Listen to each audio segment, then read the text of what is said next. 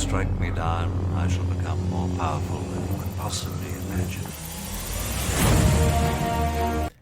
Hey everybody, we are back with another episode of Investors Corner. This is the most commonly requested series that I get. So many people want to know my opinions on market prices, what's going to happen with card prices, what do I think is happening with SPS, how am I doing my own personal investing into Splinterlands. So we're going to talk about that today. If anybody has not seen one of these before, this is more of a mini podcast, to be honest, than an actual video. I'll have a few things that I show you on the screen, but for the most part, it's just going to be audio today. And I do want to make sure that it's clear that these are my own personal opinions as a content creator. This is not based on any inside information whatsoever. This does not necessarily reflect the view of Splinterlands as a company or any of the other team members. And you should always do your own research before making any sort of investments. It's don't just listen to some random guy on the internet. But I'm going to share what I'm doing and just kind of my overall thoughts, and we're gonna have some fun with it. So first off, we'll kind of start with the overall market and kind of how I feel, how everything's going, and then I'll talk to you about the specifics that I have been doing recently and kind of what's going on there, because I'm doing something very different and I think it's gonna be very exciting. So anyways, let's if we look at, well, the general crypto market is obviously way down from its all-time high. So that has brought Splinterlands down along with it. And right now, though, it seems like we're kind of settling in a little bit. I don't know if we're at the low, but SPS has been a little stable around 12, 13 cents the last couple of weeks. Card prices have kind of stabilized a little bit. There's obviously some fluctuations, and some cards will go up and some cards will go down. But overall, things seem to be fairly stable. And for me, the question is, are we finally kind of at the bottom here? Because it's not surprising that we've gone down, because in addition to the market, SPS has lost a lot of utility, and we've got chaos packs available for sale. So this is not surprising at all, which is why I'm not worried about it, because we expected this dip. Now, this dip has been more extreme than I expected and more prolonged than I expected, but this dip after Chaos got here was absolutely expected. It was expected that Chaos would bring cheaper prices. And I have very little question. I am extremely bullish about Splinterlands long term, about Splinterlands 3 to 4 to 6 months from now, because things are coming that are going to reverse some of these trends, and I'm super excited about it. So this period right now is kind of your building period. I mean, you hear it all the time in crypto, right? You build during the bear market. Well, this is, I don't know if I'd call it a bear market, but this is the time to build or to acquire assets. And I wouldn't be surprised if we still go down as far as card prices or SPS's prices. If we still have maybe another month where we trickle down just a little bit, that wouldn't necessarily surprise me. But once some of these new things start to come in, I think the entire Splinterlands market across the board is going to see a climb, like the second half of this year. I really am expecting a climb. So I'm not worried about trying to time the bottom, because everything I'm doing is based long term. In crypto, 6 months is long term. So because you never know what's going to happen. You never know when, okay, we've got a town hall tomorrow. What would they announce on the town hall that might cause things to shoot up? I don't know, but you never know when that news is going to come, and everybody's gonna start buying in, and the prices might start skyrocketing. Everybody else is gonna see that these same thing. Okay, prices might be coming up down the line, and like we saw with a perfect example is the pre-sale, right? We thought prices would skyrocket, like SPS price would skyrocket during the pre-sale, because you needed that SPS staked to buy vouchers to participate in the pre-sale. And what we saw was it spiked a little bit early in anticipation of that. So how early are we going to start spiking if we're assuming that spike comes? I'm not going to try and time that. And I know that I should never say I know that. I feel confident that 6 months from now, if I look back at what I was buying things at prices now, I'll be happy with that, even if it's not even if I didn't time the bottom correctly. So hopefully that makes sense. But let's get a little more specific here. Let's look at card prices and my thoughts on card prices. A lot of people are asking, hey, I bought Chaos cards. Why aren't the cards going up? Everybody's talking about how cards would go up. Cards will go up. Cards will probably go up. Never take anything here as definitive, okay? I'm giving my opinion, but cards will probably go up once Chaos sells out. So as long as Chaos packs are available from the store, it's going to basically put a cap on prices. Because if the value of the cards inside those packs go up past $4, that means people can open up the packs and sell them off for profit. So when prices start to spike, you see people opening packs, selling them off, that floods the market with a lot more cards, and the price comes back down. So it's almost kind of like an arbiter situation here. As long as there are packs available in the shop, that will continue to happen. Then once the packs sell out, you're no longer able to flood the market with more cards or anything like that. So there's no longer a cap, and those prices can then continue to skyrocket if there is demand for it. So don't expect Chaos, the price of individual Chaos cards to necessarily go up until those packs are sold out. So when are the packs going to sell out? We are now at the halfway point. We sold through the first 6 million or so very quickly. And now we're seeing a little bit of a lull, and that's not surprising. I'm surprised that we didn't sell more, but it had to do with the bear market. If we were still in a bull market, if SPS was still up at 70 cents, I still think we would have sold out almost instantly, like in the first week. But as prices have gone down, there wasn't as much, people didn't have as much value there, so we didn't sell through quite as much. And we sold through the beginning fast. We'll probably sell through the end fast, because it's still expected that the value of Chaos packs, just like the cards inside, will go up once Chaos sells out. So we had a bunch of people buying at the beginning because they wanted access to those early airdrops. And we'll have a bunch of people buying towards the end because they see a chance to have a very quick return. Right now, you don't see as many investors buying into it. Those who have already bought those who are wanting the airdrops have already bought. Those who are just wanting to flip the packs down the line are gonna wait a little longer. But once it starts to feel like, okay, packs are gonna sell out this week, or very soon, you're gonna see those go very quickly. So we just gotta get through this middle phase, and how long is that going to take? I don't know. I'm hoping that these legendary summoners coming will increase pack sales. I really hope that. We're also pushing to try and, I know Splinterlands is trying to get tons of guilds to come into the game. You never know when you're gonna get a $1 million investment or something from a guild that'll make packs go really quick or something like that. So you never know what'll happen, but right now things are going kind of slow. So who knows? It might be a couple months until we get to that point. But again, if you're looking short term, it's hard to predict. It's very hard to predict. But long term, these are going to sell out eventually. Whether that takes 6 weeks, whether it takes 4 months, they're going to sell out eventually. And I feel very confident that prices will go up down the line. So I'm buying things long term with the thought that, okay, maybe my return's in 4 months, maybe it's 6 months, maybe it's 8 months, whatever. I feel very confident that down the line, all of that is going to go up. And it's the same with, it's a similar concept with SPS. SPS lost utility. I talked about how SPS price skyrocketed during the presale, or right before the presale. When SPS had utility, it was valued. It's kind of lost that utility, and now we're seeing a little bit of a very small spike thanks to this Waka card, because you have to have vouchers. You get vouchers by staking SPS, so increasing voucher price increases SPS price. So if we continue to see these Waka type deals, not necessarily with him, but with other partnerships, other uses for vouchers, we are going to see SPS price go up. They have said over and over again that if you want the best things in the game coming, you are going to need vouchers for them. Vouchers are staked SPS. Land is going to incorporate SPS or vouchers in some form. We're going to have Rift Watchers that's coming several months down the line that you're going to need to purchase with SPS.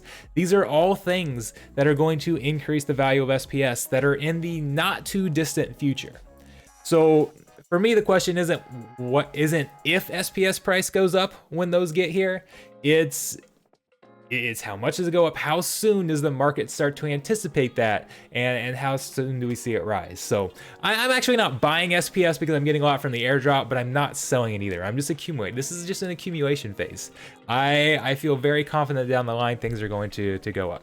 So, but there is, we'll kind of move on from general market here. There is one specific thing that I am actually doing that I'm kind of gambling on a little bit, but we're gonna talk about that. This might be the thing that really interests you guys. I am accumulating power, in particular gold power. So, and there are multiple reasons for this, but this is one of my kind of alt accounts that I'm using to just kind of track cards a little bit.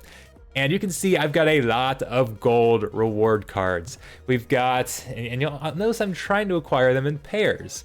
A Max Pelacor Deceiver, Max Venari Goldsmith. We've got a maxed Basilisk here. And the reason I'm doing this is reward cards are the cards that have the best power value. They are some of the cheapest cards because they have a huge mint total. So that's kind of decreased their value a little bit, but they still have that value with power. Actually, if we go over to Peak Monsters here, you can actually sort. Let's come over here, Peak Monsters. You can sort by best CP per cost ratio. So right now it's actually, as the market took another dip just today, the cheapest one is 173 power per dollar, per US dollar. And that's a fairly good price. It varies a little bit. It kind of bounces between 160 to 170 is kind of the most common place. You can see most of these are regular foil. I don't know if people are starting to catch on. There's some gold foil. Ooh, there's a gold foil. I'm gonna have to go grab that Minotaur, because that's an older reward card. I don't have that one yet. Anyways, I'm getting distracted here. Gold power is specifically what I'm wanting, and the reasons that I'm looking at power here is, first off, I'm wanting to start up some scholarships, and I want to compare. I want to see how I can get the best return on this power short term. I'll talk about in just a second why I think this power could be very valuable long term later this year. But short term, I'm looking at how can I get the best return on acquiring this power, because power is the biggest bottleneck in the game for most players. A lot of players have enough quality cards to climb high enough in the rating to move up to higher leagues or whatever, but they don't have the power. So a lot of players have to rent power. So I can rent some of this power out and giving a decent return. It's like a 45% ROI right now, approximately, if you just buying up power and renting it off. So you can get a fairly nice return there, and it's very easy to rent as well. It's much easier to rent out this power because you can select all the cards on Peak Monsters. You can go select all the cards that you're renting out for power and just put in the exact power value that you want. You can put in whatever the highest bids are, and you can instantly rent out your power. Whereas if you have, like, when I go through and I rent a lot of times at the end of the season, I'll rent my deck out. It's much more difficult to go decide what prices you want for each individual card. And you can set lowest on the market, but then sometimes, especially if you've got some rarer cards, the lowest on the market isn't even a realistic price. So it can be much more difficult to manage those rentals. When you're managing power rentals, it's so easy. Super, super easy to rent out. So I like that. You get a decent return. But I'm also looking at scholarships, as I kind of alluded to earlier before I had a squirrel moment, got a little distracted. I want to start up some scholarships, and some of you may have seen my post on Twitter or my post on PeakD about how I am currently running an experiment where I'm going to compare a bot scholar with a human scholar and see which can generate the best return. So DB Official is actually the one that's going to be running is going to be my scholar, and he's going to have enough power to get to Gold League, and we're going to see how cheap we can be to get him to Gold League, how good of a return he can get. We're gonna kind of see that, and we're gonna compare that to having a bot player cards, comparing that to just having just renting out the power directly, and see how those go. So I'm very, very excited to see how that turns out. So we'll have some videos on that. I'll have some collabs with DB Official as he tries to play those cards, and we talk about this scholarship situation. So I'm very excited there. I'm hoping I can make it so it's at least close to as profitable having a human play the game. So I want to kind of start up my own little mini guild with a bunch of gold level scholars playing the game, and then we're gonna have a bunch of experiments there. So make sure you stay tuned to that. I'll put the link to that post down below if you guys want to read more about it. I'll put the link to DB Official's Twitch and YouTube and stuff where he'll do some of that streaming, because you might catch me there as well. But so that's kind of short term. I'm looking at how to generate the best profit from this power. But long term, the reason I like this power, and the reason I specifically like gold power, is because I feel like this is going to increase in value significantly when land gets here. Because we don't know most of the details regarding land. We know very, very little about land, and I want to repeat this. I have no inside information on how land will work. I'm kind of speculating here, but we know that you're going to need workers for your land, okay? And I think that's going to kind of be power based. Maybe it won't be that exact calculation, but they've talked about this in the AMA a little bit, because was this last AMA or a couple AMAs ago? They are town halls, but this was the AMA section. Somebody asked, can you make the higher BCX cards more valuable? Because right now, as the market stands, for most cards, you lose value when you combine them. So I've got these combined because when you hit max level, you do get 5% power bonus. But people were kind of wanting to see more of a power bonus, or that power bonus kind of be built in, or some other way to increase the value of cards as you combine them. Because if we took, like let's look at Jotun, for example. If you have a max level Jotun, level 4, 11 BCX Jotun, and you rent him out, you will see less of a return than if you had 11 level 1 Jotuns and can rent out all the level 1s individually. And the same goes for selling it on the marketplace or whatever the case may be. But that's why we're talking about when you combine them, you actually lose a little bit of value. And so people were kind of wanting to see an adjustment made to incentivize combining cards. And what they said is that they're not going to make any changes there, because they think land might actually address this. And then if it doesn't, they can kind of look at things after that and see if it's something they want to touch or not. But the reason the land might adjust this is you're going to have limited spots for workers on your land. And we don't know how many spots that is, or whether it's going to vary based on whether it's legendary or common or whatever the case is. We do not know, but you're going to have limited spots for people to work on your land. So if you have a higher level card working on your land, like if we go back to the Jotun situation, now Jotun's probably not a card you want to have working on the land because he's more valuable in game, but you're not going to have room to put, or even if let's say you had 11 spots, which seems like you wouldn't have that many, but I don't know, maybe you will. If you had 11 spots and you fill them all up with your level 1 Jotuns, that's not going to be as valuable as if you put the max level Jotun on one spot and then still had 10 spots to put other cards. Hopefully this makes sense, right? The more value you have there, the higher level card you have there, the more spots you can get, or sorry, the more essentially power you could get spread out through the land. Like I feel like power might kind of be based on that calculation there. So we're going to see a lot more people needing power and a lot more people needing higher BCX cards to work their lands. And if it is power based, having these max level gold reward cards could be a very, very efficient use of this. So like, let's look at even our commons here. So if we've got Pelcor Deceiver here, for $30, we have nearly 5,000 power. That feels like it'd be some decent value to work land with. So right now I'm mainly using it to, again, max them out to get the extra 5% power. I'm using it to be able to boost the power up on scholarship accounts. But Twilight Basilisk, here's a rare for a value of $68, 11,000 power. Seems like a pretty good use. And then come down here, I take our epic. These are what I really like, these epic gold rewards here, because I was able to acquire them for, I think it was 107. These gold reward cards were about 170 power per dollar. So they were very, very cheap. Look at this. A max Jin Chwala gives 26,000 power for $160. And I feel like when it comes to working land, this could be a huge deal. Like this could possibly rent out or be, I've got 3 tracks. I'm gonna need people to work my land. This could be a great card to do that. And I'm acquiring it now because if my guess turns out to be correct, again, this is just a guess, this is just my speculation, but this card is going to skyrocket in value. A max level gold epic card that has all this power. Because if we look at like other cards that would, okay, let's go back. Okay, this is not my actual account, but let's see if there's one on the market.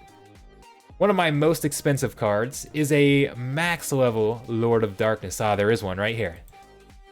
25,000 power. So I currently have a max level Lord of Darkness card, 25,000 power for $1,900. So if land is based on power, and again, there's probably going to be bonuses if it's an alpha card or a promo card or something like that. I don't know that, but I would guess. They've talked about how they'll make those more valuable in land. So maybe that would offset some of this, but paying $1,900 for a card like that has less power. Even if we just go to a traditional, let's go to an untamed legendary card. So Guardians, the cheapest, actually let's find the cheapest max level untamed. There we go, $250 for 11,000 power. If you're looking at having cards like that work the land, I can see how that gold level epic could be huge value. And I like the epics because the cost per power was not really different. We can see if that's still the case right now. I don't know if it is. But let's go here. Let's switch back here real quick. So these are the cheapest cards per power. And look, the third one here is an epic card. Lava Launcher at 169. Down here right now, Jin Renova is a gold level epic card at 161. So fairly close up there.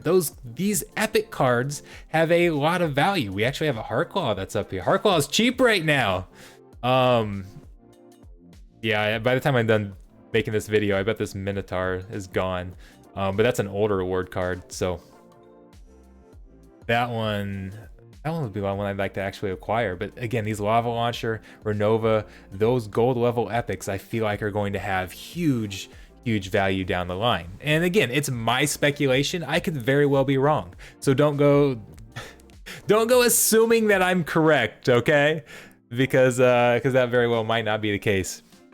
But that's what I'm looking at. That's why I'm investing these cards. So hopefully that makes sense to you guys, and you can see why I'm doing that. And then you can go make your own decision on whether you think I'm right or not. But again, I think long term, everything here in Splinterlands is going to go up. We're in this dip here.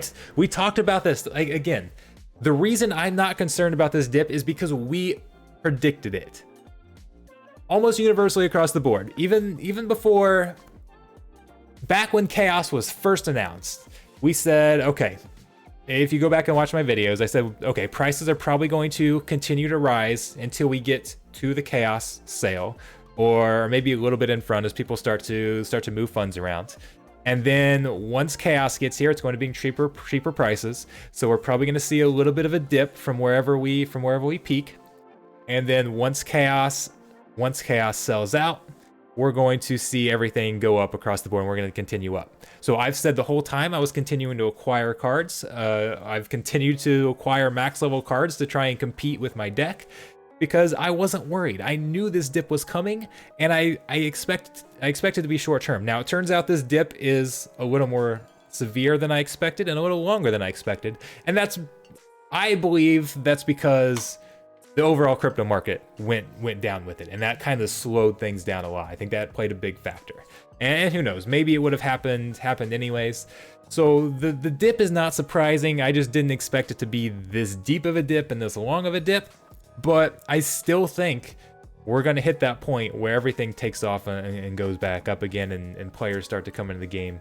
So I'm still extremely bullish long term on Splinterlands. It's just kind of, my big question is now is when does the fun start? Accumulate everything you can now, because the second half of the year, maybe sooner than that, maybe well sooner than that. I really think things are going to become, it's gonna get fun again. I think we're gonna have kind of like we had back in last July, August, September, that type of thing. Now, maybe not that extreme, but I think we're going to see something. I think we're going to see another boom period. So I am here for it. I am all in. I cannot wait. So I'm, like I said, last time we had this boom, I started with $7,000 of assets, $2,000 of cards, $5,000 of land, and now I've got so much more than that. So I'm looking forward to it. I am really looking forward to it. If we have any sort of return like we did last year, it is going to be super fun. Because again, I've said this before, and I'll say one thing before we quit here. Back last May, when I got into the game, so many people told me not to buy into this game because everything had already gone up. Like, Untamed cards were printed at a much higher rate than beta cards. That we'd already had our the increase in value had already happened. The boom was already here, and I was too late. And I basically ignored them because I wanted to have fun in the game. I didn't necessarily, like, if I lost a little bit of value, I wasn't even concerned about that. I came from your traditional games where when you bought everything, you didn't expect anything back. So it was like, yeah, if I lose half the value, then guess what? I mean, I'm done playing, and if I can get half the value back, that's still a win. So I didn't care. I invested anyways, and then we saw everything take off. And now I'm seeing people, as new players come into the game, I'm seeing so many people say the same things to them that I was told last year. And I hope the people that ignore those critics get the same return that I did last year, and I hope everything booms again. So we'll see what happens. But those are my thoughts. Let me know what you think in the comments. And this has been a much longer series than I wanted. I said it was going to be a mini podcast. It's kind of turned into a full podcast. So anyways, that's where I'm at. Thank you guys for watching. I appreciate it. Again, I'll drop some of those links down below so you guys can follow along. I'll be seeing you around. Thanks.